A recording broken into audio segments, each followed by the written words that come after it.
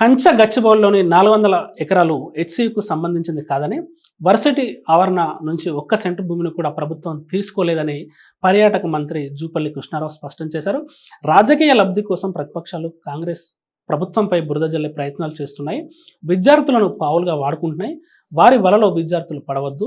20 ఏళ్లుగా న్యాయ వివాదంలో ఉన్న ఈ భూములను కాపాడే విషయంలో గత బీఆర్ఎస్ ప్రభుత్వం నిమ్మకు నీరెత్తినట్టు వ్యవహరించింది.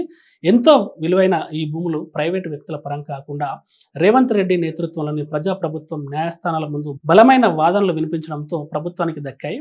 గతంలో ఒక ప్రైవేట్ కంపెనీకి 400 ఎకరాలు వెళ్తే బీజేపీ బీఆర్ఎస్ నాయకులకు ఇబ్బంది అనిపించలేదు. కానీ ఇప్పుడు అవే న్యాయపరంగా ప్రభుత్వ పరమైతే గగ్గోలు పెడుతున్నారు. గత బీఆర్ఎస్ పాలనలో 31,000 కోట్ల విలువైన 453 ఎకరాల సర్కారు భూములను వేలం వేశారు. అంతేకాకుండా వేల కోట్ల విలువ చేసే భూములను బీఆర్ఎస్ పార్టీకి కేటాయించుకున్నారు. దేశంలోని ఏ పార్టీకి రానన్ని విరాళాలు బీఆర్ఎస్కు ఎలా వచ్చాయి అని ఆయన నిలదీశారు.